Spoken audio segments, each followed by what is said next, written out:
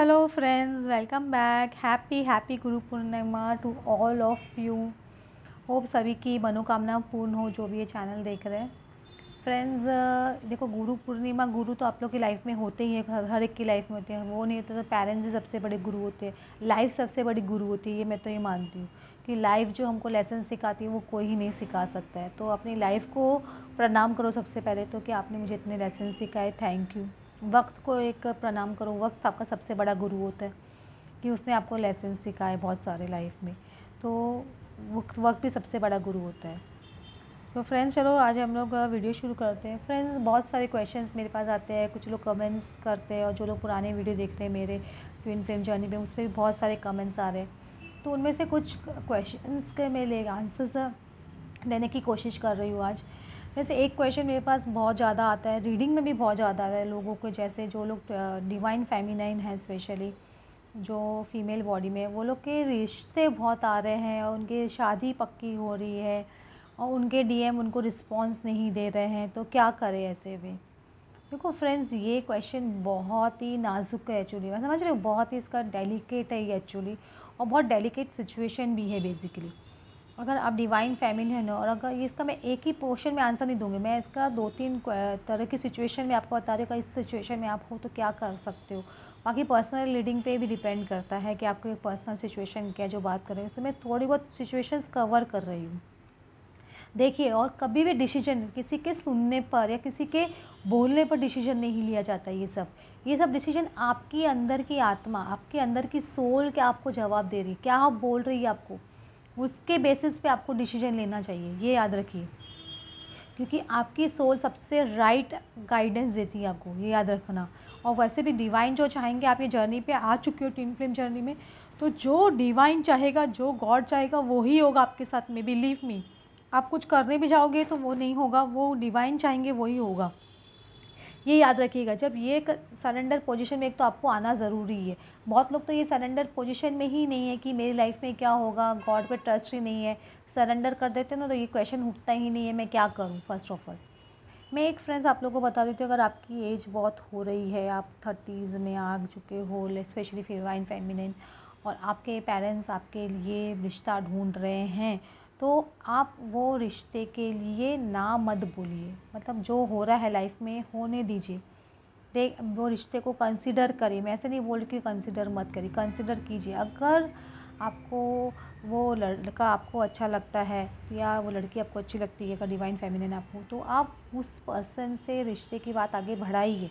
आपको मिलके खुद पता चल जाएगा कि मुझे करना है कि नहीं करना है।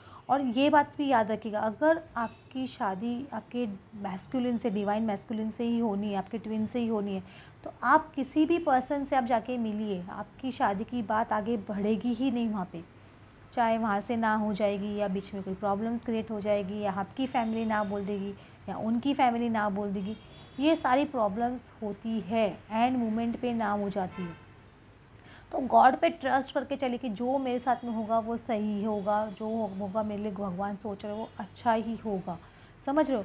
और अगर आपको मिलने के बाद में सामने वाले अगर जो रिश्ता है उससे मिलने के बाद आपको अच्छा नहीं लग रहा है, तो आप प्लेनली एकदम स्ट्रांगली ना बोल दीजिए अपने पेरेंट्स को, नहीं मुझे नहीं करना है यहाँ रिश्ता। समझ रहे हो। तब आपके अंदर खुद के अंदर एक करेज होना चाहिए ना बोलने के लिए। और आपकी एज हो रही 30s है, तो आपके पेरेंट्स डेफिनेटली आपके बारे में सोचेंगे। समझ रहे हो।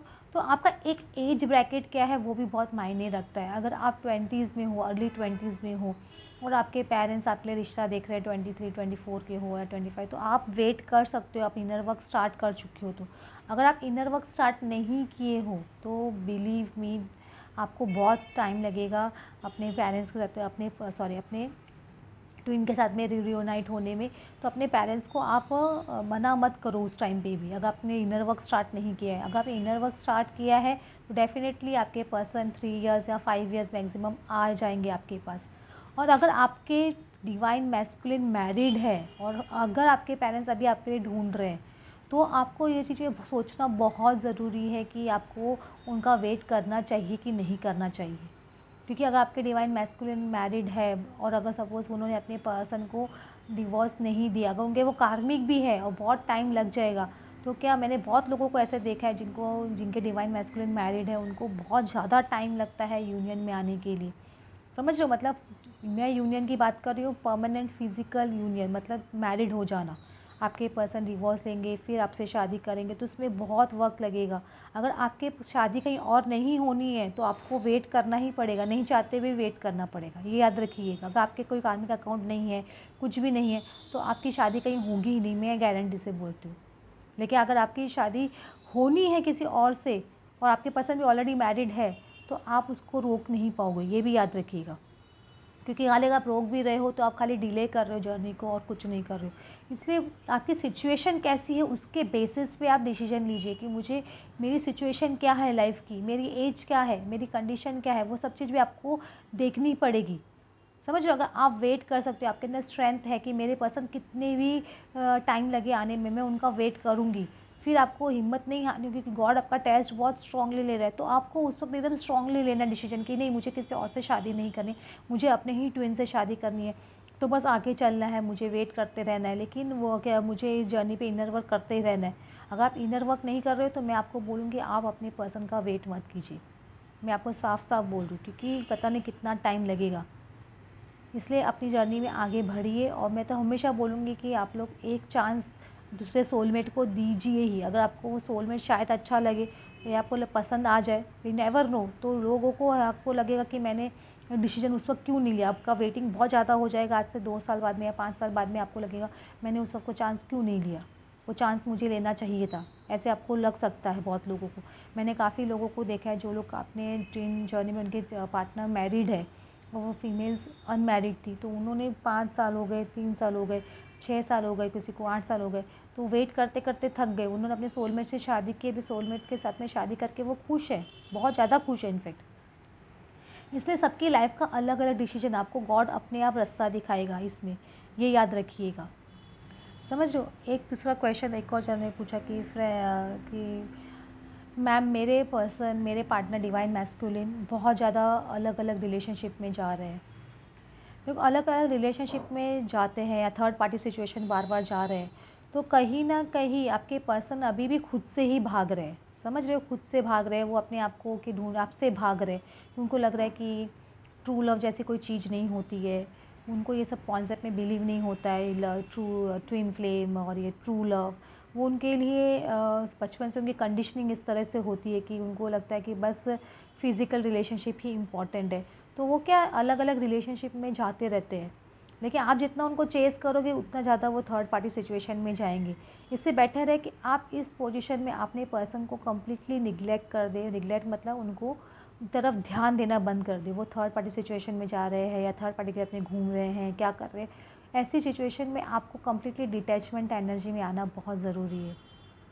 और अपनी लाइफ के सोल पर्पस पे ध्यान दीजिए, अपनी लाइफ पे फोकस कीजिए और अपनी लाइफ में अपने आप के अपनी फ़िज़िकल रियलिटी पे, अपने फाइनेंशियल स्टेटस पे, अपनी सारी जो ज़रूरत है अपनी लाइफ की उस पे फोकस ज़्यादा कीजिए, ना कि वो आपके पर्सन क्या कर रहे हैं। क्योंकि ऐसे केस में आपके पर्सन एक मैट्रिक्स ट्विन फ्लेम में एनर्जी में आ चुकी है, बहुत ज़्यादा मटेरियलिस्टिक भी वो हो सकते हैं और बहुत ज़्यादा फिज़िकल रिलेशनशिप में भी बहुत जाते हैं, या उनकी बहुत सारी कुछ प्रॉब्लम्स भी हो सकती है जिसकी वजह से वो जा रहे हैं, या उनकी फैमिली उनको मना करे, शायद वो आपको बताना नहीं चाहते, या उनके कुछ और भी इश्यूज़ हैं, उनके खुद को उनको लगता है कि वो अपने आप को आपके काबिल नहीं समझते, वो लगता है कि वो आपके साथ में एडजस्ट नहीं हो पाएंगे, तो वो सब चीज़ों से वो भाग रहे हैं। तो वो उनको भागने दीजिए। जब वो भागते भागते थक जाएंगे ना, उनको रियलाइज़ होगा कि मुझे उनसे वहाँ से वो सब रिलेशनशिप से कुछ नहीं मिल रहा है। अल्टीमेटली उनको बार बार आपकी ही याद आती है, आप ही उनको खींचते हो, और जब उनको लगेगा कि हाँ यही पर्सन है जो मुझे ट्रू हैप्पीनेस देता है, तब वो पर्सन अपने आप को बदलने की कोशिश करेगा। अदरवाइज़ वो अपने आप को बदलने की कोशिश ही नहीं करेंगे, क्योंकि आप जितना ज़्यादा उनको चेज़ करोगे उतने ज़्यादा ही वो है ना, आप अपनी जर्नी डिले कर रहे हो। वो पर्सन सामने वाला चेंज होगा ही नहीं कभी भी। अगर आप चाहते हो आपके पर्सन चेंज हो, उनके अंदर वो चेंज आए जो आप चाहते हो, तो उनसे थोड़ा डिटैचमेंट क्रिएट कीजिए। अगर वो आते हैं आपसे बात करने के लिए तो बात कीजिए, नॉर्मल बात कीजिए, लेकिन ओवर वो मत दिखाइए, ओवर लव या ओवर वापस से उस तरह से बातचीत करना मत शुरू कीजिए। क्योंकि ये मैस्कुलिन्स आते हैं एनर्जी लेने के लिए, उनको एनर्जी नहीं मिलती आपकी तरफ से, तो वो बेचैन होने लग जाते हैं, परेशान होने लग जाते हैं। तो उनको एनर्जी देना थोड़ा कम कीजिए, चेजिंग एनर्जी कम्प्लीटली बंद कीजिए। अगर वो ऑलरेडी मैरिड है और फिर थर्ड पार्टी सिचुएशन उनकी वो उस तरह से क्रिएट हुई हुई है, तभी भी आपको एक डिटैचमेंट क्रिएट करना ज़रूरी है उनके साथ में। ये याद रखिए, अनलेस अनटिल वो आपसे रिस्पेक्टफुली बात कर रहे हैं, आपको रिस्पेक्ट दे रहे हैं, वो आपकी बातें समझ रहे हैं। एक पॉइंट ऐसा आएगा जब आपको उनको समझाना ज़रूरी है कि आपको भी एक रिलेशनशिप चाहिए उनके साथ में 3D में, एक परमानेंट लेबल के साथ में, समझ रहे हो, मैरिज कमिटमेंट चाहिए अगर वो ऑलरेडी मैरिड है। तो वो अगर आपकी बात समझने के लिए तैयार है, सुनने के लिए तैयार है, तो उनसे बात कीजिए उस पॉइंट पे। अगर वो नए सुनने के बाद में आपसे भाग रहे तो उनको भागने दीजिए वहाँ पे। वो आपसे डिटैचमेंट क्रिएट कर रहे हैं, आपसे सेपरेशन क्रिएट कर रहे हैं उस वक्त, तो डरिए मत कि वो मुझसे सेपरेशन क्रिएट कर रहा है। ये चीज़ आपको क्रिएट करना ज़रूरी है, समझ रहे हो।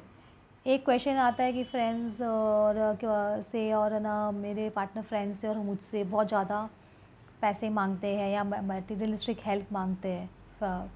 अगर आपके डीएम बार बार आ रहे हैं आपके पास सिर्फ पैसे की वजह से या कोई भी और वजह से, सेक्सुअल रिलेशनशिप के लिए या सेक्सुअल एनर्जी के लिए या उन्हीं मटेरियलिस्टिक चीज़ों के लिए, तो आपको खुद को एक स्टैंड लेना बहुत ज़रूरी है इस पॉइंट पे। समझ रहे हो, कभी कभार हेल्प करती हूँ बात अलग है, लेकिन एवरी टाइम आप उनको को डिपेंडेंट बना रहे हो अपने आप पे, समझ रहे हो। तो वो को डिपेंडेंसी की एनर्जी उनकी भी तोड़नी ज़रूरी है, आपकी भी तोड़नी ज़रूरी है। आपको लगता है चलो मैं पैसे दे रहा हूँ या दे रही हूँ तो कम से कम वो मेरे पास आ तो रहा है, आ रही है, तो इस वजह से आप ना उनको अपनी तरफ खींचने के लिए ये आप सोच रहे हो कि ठीक है वो मुझसे बात कर रहा है तो मुझे अच्छा लग रहा है, कम से कम पैसे दे रही हूँ तो क्या फ़र्क पड़ता है, उसकी हेल्प भी हो रही है, क्योंकि आप उनसे अनकंडीशनल लव करते हो डेफिनेटली, तो आपको पैसे देने में भी वो बड़ी बात नहीं लगती। लेकिन मैं आपको बोलूँगी आप ये मत कीजिए, आप ये करके अपनी जर्नी डिले कर रहे हो। आपको एक स्टैंड लेना चाहिए और कम्प्लीटली उनको नो बोलना चाहिए इस चीज़ के लिए, पैसे देने के लिए, चाहे सेक्सुअल रिलेशनशिप, कम्प्लीटली अपना एक स्टैंड लीजिए और बिना फ़ियर के कि वो मुझसे बात करने बंद कर देंगे या मुझसे मेरे पास आएंगे ही नहीं, तो आपको उस चीज़ के लिए प्रिपेयर्ड होना चाहिए। जब आप एक बैलेंसिंग एनर्जी में आ जाते हो ना, जब आप कंप्लीट बैलेंस हो जाते हो, तो आपके पर्सन आपसे चाहे बात करे या ना करे वो आपके लिए इतनी इंपॉर्टेंट नहीं रहती है अभी, क्योंकि आपकी सेल्फ रिस्पेक्ट, आपका सेल्फ लव आपके लिए ज़्यादा इंपॉर्टेंट रहता है। अगर सामने वाला आपको वो सेल्फ रिस्पेक्ट, आपकी रिस्पेक्ट नहीं कर रहा है, आपको लव नहीं दे रहा है, तो आप उनसे मांगिए मत, भीख मत मांगिए, चेज़ मत कीजिए, समझ रहे हो। तो ये चेजिंग एनर्जी आता है, आप छोड़ोगे नहीं, को डिपेंडेंसी की एनर्जी आप छोड़ोगे नहीं, अटैचमेंट की एनर्जी आप छोड़ोगे नहीं, तो वो पर्सन आपकी तरफ आएंगे नहीं। अगर वो आपके ट्रू ट्विन फ्लेम है तो डेफिनेटली आएंगे आपके पास, सेपरेशन कितना भी लंबा क्यों ना हो, उनको एक ना एक दिन आपके पास आना पड़ेगा। अगर आपके वो कार्मिक है तो ऑटोमेटिकली इस सेपरेशन फेज में आप खुद इतने बैलेंस हो जाओगे कि आप में कार्मिक है तो वो खुद आपसे दूर हो जाएंगे, वो खुद आपकी लाइफ से ऑटोमेटिकली चले जाएंगे, क्योंकि कार्मिक का काम है एक पॉइंट पे आके ख़त्म हो जाता है, कार्मिक अकाउंट क्लोज हो जाता है तो ऑटोमेटिकली चले जाते हैं आपकी लाइफ से। कार्मिक और ट्विन फ्लेम में बहुत कम डिफरेंस होता है। कार्मिक बहुत ज़्यादा मैनिपुलेटिव होते हैं, दो ट्विन फ्लेम इतने मैनिपुलेटिव नहीं होते। ट्विन फ्लेम्स को क्या एनर्जी के लिए वो कुछ ना कुछ करते हैं कि किसी तरह से मुझे इस पर्सन से एनर्जी मिल जाए, इसलिए आपकी तरफ आते हैं, थोड़ा बहुत मैनिपुलेशन करते हैं। लेकिन कार्मिक्स कम्प्लीटली बहुत ज़्यादा मैनिपुलेटिव, खाली आपसे लेने के लिए और कुछ नहीं चाहिए उनको कार्मिक्स को। अगर वो पर्सन आपकी लाइफ का कार्मिक है तो उसको अपनी लाइफ से निकालिए, तभी आपका ट्विन फ्लेम आपकी लाइफ में आ पाएगा। वो मैं आप लोगों के क्वेश्चंस के आंसर्स दे रही हूँ, और भी कुछ क्वेश्चंस हैं तो आप लोग बताइए मुझे। लेकिन अपनी जर्नी में खुद पे आप एक इनर वर्क करने के बाद में आप खुद पे एक बैलेंसिंग लेवल पे आते हो, जहाँ आपको आपके पर्सन की इतनी क्रेविंग नहीं होती है, आपको वो आए ना आए, बातचीत करे ना करे, वो लेवल तक पहुँच जाते हो, आपको कुछ फ़र्क नहीं पड़ता है, न्यू मून हो फुल मून हो आपको कुछ फ़र्क नहीं पड़ता, आप कंप्लीटली बैलेंस हो, अपनी लाइफ में अपने आप पे फोकस्ड हो, आप अपना कुछ ना कुछ सोल पर्पस कर रहे हो, लोगों की हेल्प कर रहे हो या किसी इंसान की हेल्प कर रहे हो, जानवर की हेल्प कर रहे हो, कुछ भी कर रहे हो जो अपने सोल पर्पस आपको करने से अच्छा लग रहा है, वो चीज़ में आप बिज़ी हो, समझ रहे हो। आपको गॉड पे इतना ट्रस्ट, इतना फेथ बढ़ जाता है, आपका सरेंडर कंडीशन इतनी स्ट्रांग हो जाती है कि आपको गॉड पे कंप्लीट फेथ हो जाता है कि जो वो मेरे लिए करेंगे वो राइट है, समझ रहे हो। और आपको और एक अंदर से आपको एक सेटिस्फैक्शन होता है और एक स्ट्रॉन्ग फेथ होता है आपको कि नहीं मेरे पर्सन आएंगे मेरे पास, मेरा यूनियन हो चुका। आपको एक ऑटोमेटिकली अपनी पर्सन की एनर्जी अपने अंदर फील होती है, आप खुद अपने अंदर अपनी पर्सन से बात कर सकते हो, तभी आपके पर्सन आपको आप अट्रैक्ट कर सकोगे रीयूनियन के लिए, समझ रहे हो। अगर आपके वो ट्रू ट्विन फ्लेम है तो ये याद रखिए। और आपका ट्रू ट्विन फ्लेम है कि नहीं वो आपके हार्ट के अलावा कोई भी नहीं बोल सकता है दुनिया में, कोई भी नहीं, कोई भी। मैं पता है ये सब साइंस मिलते हैं कि उसमें आपके पर्सन से आप मिलते हो तो आपको एक बहुत स्ट्रॉन्ग अट्रैक्शन होता है, आप लोगों को उनसे बात करने की इच्छा होती है, आप लोग का बबल फेस होता है, बबल फेस बहुत शॉर्ट होता है, कुछ लोगों के केसेस में बबल फेस सिर्फ खाली 1 मंथ से लेकर 6 वीक्स या 8 वीक्स का ही होता है, फिर उसके बाद में सेपरेशन स्टार्ट हो जाती है, आपकी लाइफ में बहुत ज़्यादा प्रॉब्लम्स आती है, आपका dark night of the soul start हो जाता है आपकी लाइफ में, मतलब कार्मिक्स अटैक कर रहे हैं, बॉडी फिजिकल प्रॉब्लम्स हो रही है, मेंटल प्रॉब्लम्स हो रही है, बहुत सारी चीज़ें होती है। आपको इस जर्नी के बारे में पता चलता है, आप किस तरह से अपने आप को निकालते हो इस जर्नी से बाहर, अपना अवेकनिंग करते हो, आपकी अवेकनिंग स्टार्ट हो चुकी है। ये सब ये प्रोसेस है कम्प्लीटली, समझ रहे हो? तो ये आपको ये एक प्रोसेस है, लेकिन आपका जो ट्विन फ्लेम है कि नहीं है वो आपका हार्ट बोलता है, ये याद रखिए। ये सब चीज़ आपको जो साइंस मिल रही है सारे आपको एक गॉड बता रहा है कि हाँ ये आप जर्नी में हो इस तरह की, क्योंकि आप ट्विन फ्लेम हो। लेकिन वो आपका ट्विन फ्लेम है कि नहीं वो आपको गॉड बता रहा है, आपके इनर गॉड, उसको पूछिए। हो फ्रेंड्स, आपको आज में काफ़ी गाइडेंस मिली होगी, और कुछ और क्वेश्चंस आप लोगों के तो डेफिनेटली बताइए।